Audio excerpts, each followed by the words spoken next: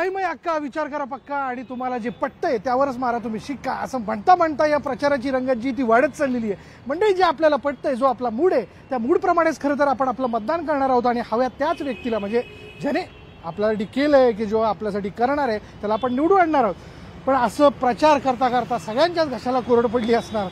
माझी थोडीशी या अर्थाने पडली की मी लोकांना विचारणार आहे, काय आहे तुमचा मूड, म्हणजेच मूड महाराष्ट्राचा. पण महाराष्ट्राचा मूड जाणून घेण्याच्या अगोदर, हा क्या बात है भैया, पिला दो एक शिकंजी हमको. वा वा वा वा वा, जोरदार. नागपूर मधल्या या सगळ्या गरमीत हे छानसं लिंबू सरबत.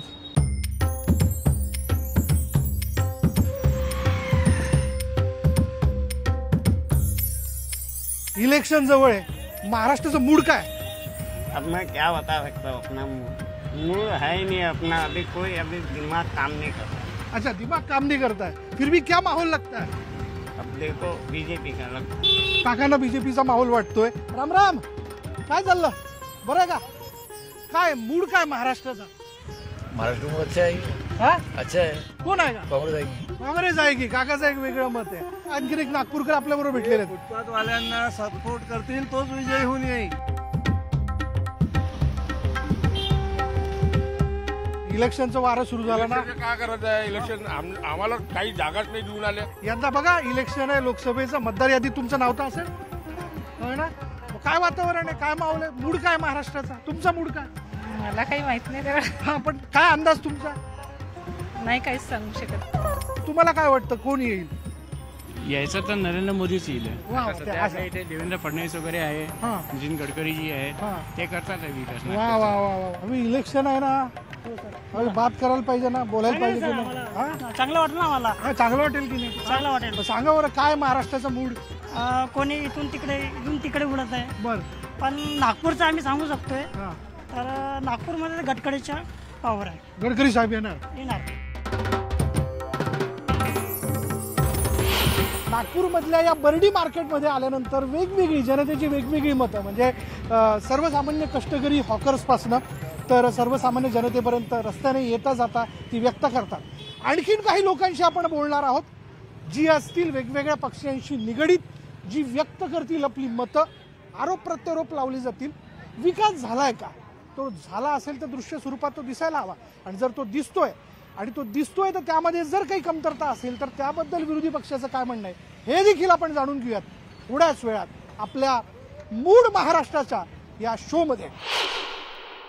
विकास झालाय पण तो असंतुलित आहे, अशी जी ओरड आहे ती का? इंडस्ट्रीजचा झोन झालेला आहे, परंतु इंडस्ट्रीज नाही, रोजगार नाही. मेट्रो आली, मेट्रो मध्ये रोजगार झाला नाही का तयार? तुम्ही केजरीवालांना खोट्या आरोपामध्ये 8 टाकता, तुम्ही सर्वात मोठे चोर आहात याच्यामध्ये. गळ्यात गोळे टाकून असे रडून राहिले सरकारी जमिनीवर अतिक्रमण केलेलं आहे. मूड बनतोय मंडळी. नमस्कार, मी विशाल परदेशी आणि मूड महाराष्ट्राच्या या कार्यक्रमात पुन्हा एकदा आपलं सगळ्यांचं मंडळी स्वागत. थेट बर्डी मार्केटमधल्या सर्वसामान्य लोकांशी संवाद साधल्यानंतर आता आपण आलेलो आहोत पुन्हा एकदा इथल्या सगळ्या धुरंधर राजकीय नेत्यांशी, कार्यकर्त्यांशी चर्चा करण्याकरता. माझ्याबरोबर या ठिकाणी सगळ्याच पक्षाचे कार्यकर्ते, म्हणजे सध्याला राज्यात आपण जे 2 प्रवाह बघतोय तेच 2 प्रवाह आपल्याला नागपूरमध्ये देखील बघायला मिळतील. आपण जर पाहिलं, हीच ती नागपूरची भूमी ज्या ठिकाणी खरं तर 2 विचारसरणीमधली लढाई जी आहे ती यंदाच्या लोकसभा निवडणुकीत दिसून येईल. एकीकडे आहे संघ विचारसरणी आणि दुसरीकडे जे संविधान बचाव असं म्हणत झेंडा घेऊन पुढे आलेले ती सगळी मंडळी. अशा 2 जणांमध्ये ही लढाई जी आहे ती यंदा दिसायला मिळेल. मंडळी, नागपूरच्या बाबतीत वेगळं काय सांगायला नको. चकाचक हा शब्द नागपूरच्या बाबतीत लावला जातो, असं म्हणताना त्याचे अनेक पैलू आहेत. पण असं देखील म्हणलं जातं की नागपूरचा विकास झालेला असं म्हणत असताना तो विकास असंतुलित आहे, अशी दुसरीकडे विरोधकांकडनं ओरड केली जाते. मी सत्ताधाऱ्यांकडे जाणार आहे, त्यांना विचारणार आहे की हा आरोप का केला जातोय. पण सुरुवात मी विरोधकांकडनं आज करतोय माझ्या शो मध्ये. माझ्या पहिल्या भागात मूड महाराष्ट्राचा जाणून घेऊयात. कार्यकर्त्यांचा काय मूड आहे तुमच्याकडे सगळ्यात पहिल्यांदा येतो. विकास झालाय पण तो असंतुलित आहे, अशी जी ओरड आहे ती का? बिलकुल खरं आहे की मेट्रो झाली पण रोड ट्रान्सपोर्टेशन्स नाही. रोड झाले, सिमेंटचे रोड झाले, परंतु त्या सिमेंटच्या रोडमुळे सगळ्याच्या घरात पाणी जाते. म्हणजे इंडस्ट्रीजचा झोन झालेला आहे, परंतु इंडस्ट्रीज नाही, रोजगार नाही. म्हणजे अशा परिस्थितीमध्ये जे लोकांची मानसिकता झालेली आहे की एकीकडे दिसायला खूप मोठी चांगली बिल्डिंग आहे परंतु त्याच्या आतमध्ये काही नाही. भाजपने असंच केलेलं आहे. नागपूर शहरामध्ये हा जो बोबाटा केलेला आहे की लाखो करोड रुपयाचे कामं केले, लाखो करोड रुपयाचे, परंतु ते कुठल्या एक सामान्य नागरिकासाठी अजिबात नाही. त्याच्यामुळे नागपूरचं महाराष्ट्राचं मूड कदाचित हे महाविकास आघाडीकडेच राहणार आहे आणि हे तुम्ही बघाल येणाऱ्या काळामध्ये हे सगळं चित्र दिसेल. बरं, ही बाजू पण आपण घेऊया. तिथे देखील काय मंडळी दिसतात. काँग्रेस विकासाचा बोबाटा करण्यात आलेला आहे. ऍक्च्युली जमीन लेवलवर कुठेही विकास दिसत नाही आणि बेरोजगारी, महागाई ही इतकी झालेली आहे. कालपर्यंत जे सिलेंडर घेऊन जे बया फिरत होत्या, आता ती परिस्थिती आहे की आता सिलेंडरचे 400 रुपयाचे भाव 1200-1100 पर्यंत आलेले आहेत. परंतु आता काही त्यांना बोलायला जागा राहिलेली नाही. पण काँग्रेसच्या राज्यात ते मिटलं होतं हे काँग्रेसच्या राज्यात होतं ना. महागाई होती. 400 रुपयाचं सिलेंडर होतं आणि आता 1100-1200 रुपयाचं सिलेंडर आहे. हा फरक जो आहे तो फार मोठा आहे. आम आदमी पार्टी देखील या ठिकाणी. हा बोला. जेव्हा बीजेपीला सत्तेत यायचं होतं त्यावेळी ते आश्वासन द्यायची की आम्ही करप्शन कमी करून टाकू, पूर्णपणे नष्ट करून टाकू. पण आता उदाहरण देतो मी, इलेक्ट्रॉल बॉन्ड जी स्कीम आहे ही स्कीम भारतातली नव्हे तर पूर्ण जगातली सर्वात मोठं स्कॅम आहे हे. यांचं एक छोटं उदाहरण देतो मी. Future gaming and hotel service private limited कंपनीचं मागल्या 4 वर्षाचं वार्षिक उत्पन्न 215 करोडचं होतं आणि ते बीजेपीला चंदा देतात 1368 करोडचा. यावर आम्हाला उत्तर द्यावं तुम्ही. आणि तुम्ही केजरीवालांना खोट्या आरोपामध्ये 8 टाकता. तुम्ही सर्वात मोठे चोर आहात याच्यामध्ये. याचं उत्तर द्यायला पाहिजे. मी येत होतो बीजेपीकडनं उत्तर घेऊयात. मूड बनतोय मंडळी. हा अगदी आपण मूड बनतो. हा त्यांच्या काय आरोपांना काय उत्तर द्या. बघा, जितका विकास झालेला आहे आणि तो विकासाचा सर्व लोकांना दिसतोय पण विरोधकांना दिसत नाहीये. विरोधकांनी जो चष्मा घातलेला आहे तो चष्मा त्यांनी आधी विकास केलाच नाही 70 वर्षाच्या 60 वर्षाच्या कार्यकाळात आणि आता जो दिसतोय तोही त्यांना दिसत नाहीये. विषय कसा आहे की जेव्हा विकास झाला, जेव्हा रस्ते झाले, मेट्रो आली, इलेक्ट्रिक बसेस आल्या, सर्व दिसताय, सर्व चांगला दिसताय, पण विरोधकांना मान्य करायचा का हा विकास नाही आहे. विकास त्यांचा कसा होईल? त्यांचा विकास जो आहे बोफोर्स घोटाळा, बाकीचे घोटाळे, त्याच्यात ते विकास करतात आहे. यांचं असं म्हणणं आहे, ते असं म्हणतात की त्या म्हणतात की ज्या वास्तू उभ्या केल्या. ऐका आता सिलेंडर सांगितलं 400 रुपयाचं. माझं म्हणणं, आमचं म्हणणं आहे की आता 15 वर्षा आधी आपलेच प्रवक्ते बोलतात. 15 वर्षाआधी सिलेंडर 400 रुपयाला होतं. आता 15 वर्ष झाले. तर आपलं म्हणणं आहे की लहानचं बाळ जे आहे ते लहानपणी लहानच होतं. लहानपणी जे उद्धव साहेब बोलले त्यांचा विषय तोच आहे की लहानपणी पण सिलेंडर 400चं होतं ना आताही 400चं पाहिजे.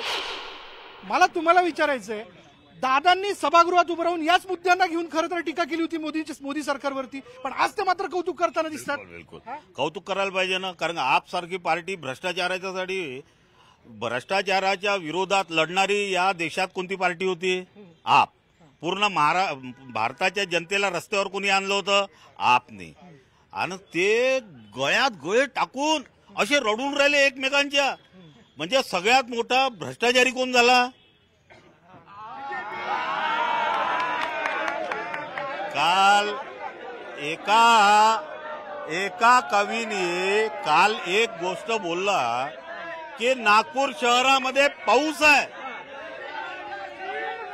नागपूर शहरात पाऊस आहे, दिल्लीमध्ये गरमी आहे, त्याच्यामुळे मफलर हा घडी करून ठेवण्यात आला आहे.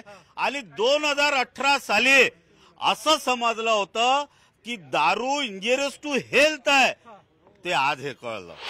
नागपुर को एजुकेशन हब माना जाता है, वो चाहे कांग्रेस का शासन हो या बीजेपी का शासन हो. हमने 50 इंजीनियरिंग कॉलेज यहाँ पे खोल के रखे हैं, लेकिन वो सबको नौकरी देने का हमारे पास में कोई भी प्लानिंग नहीं है. इंडस्ट्रियलाइजेशन के नाम पे नागपुर जीरो है. बुटी बोरी अभी भी इंडस्ट्रियली एम्प्टी पड़ा हुआ है, वैकेंट पड़ा हुआ है. 4 इंडस्ट्रीज मेरे को बड़ी बता दो, बड़े प्रोजेक्ट्स बता दो जो मास एम्प्लॉयमेंट दे.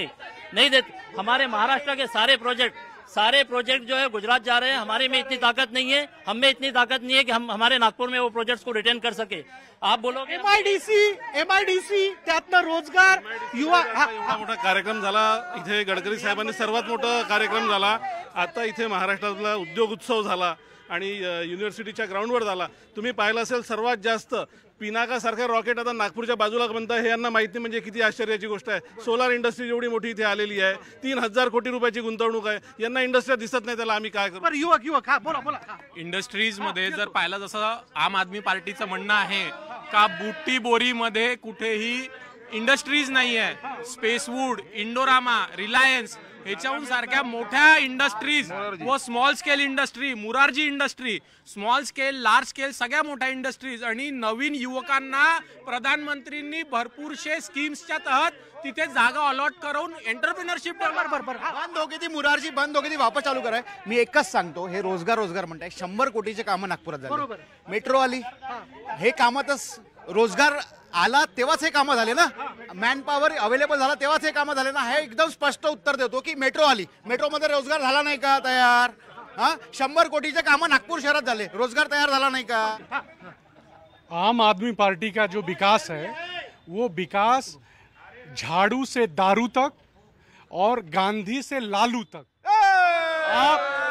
आप इनको देखिए, रामलीला मैदान, आज जिस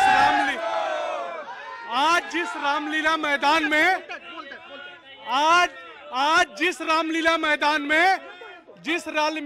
मैदान में केजरीवाल की मजबूरी देखिए।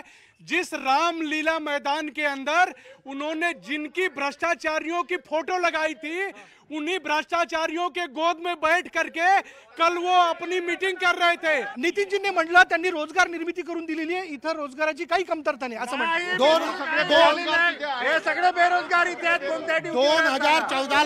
2014ला भारतामध्ये भारतीय जनता पार्टी आली, त्यांनी भटजीला सेठजी बनवलं आणि 2019ला भारतीय जनता पार्टी पुन्हा निवडून आली, त्यांनी सेठजीला सेठजी बनवलं आणि त्याच्यामुळे विकासाच्या नावाखाली शाळा कॉलेजेस 2014 पासून एक तरी वस्तू सांगा कोणती स्वस्त झाली आहे? यांनी किती पण हुल्लडबाजी केली तरी सुद्धा देशाच्या युवकांनी, देशाच्या जनतेने आज ठरवून टाकलं आहे, मोदींना 400 पार सीट आणून देतील, नितीनजींना परत एकदा 5 लाख पार निवडून आणतील आणि अरविंद केजरीवालनी जे दारू घोटाळे केले, पूर्ण दिल्लीला दारूच्या जोरदार म्हणजे मतांची आघाडी असेल नितीन गडकरींच्या बाबतीत असा दावा केला जातोय भाजपकडनं। येतो सर, हे म्हणतात विकास झाला नाहीये, भटजीचा यांनी जातीय उल्लेख केला। नागपूर मधला सगळ्यात मोठा एम्स आज गडकरी साहेबांमुळे ते उपाध्यक्ष आहे। भाजपच्या सरकारमध्ये 3 तलाक कायदा काश्मीर, आज विकासाची गंगा गडकरीजींनी घातली आहे।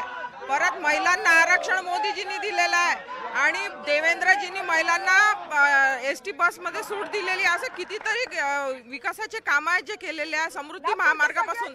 आणि आजच्या डेटला इथे गोष्ट विकासाची करावी, एकही जण त्या काँग्रेसच्या कॅन्डिडेटची गोष्ट करत नाहीये।